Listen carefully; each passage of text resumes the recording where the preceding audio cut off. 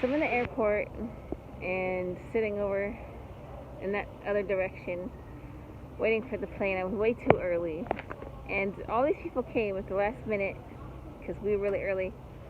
And there's like a few people coughing. Now, maybe I have a little PTSD.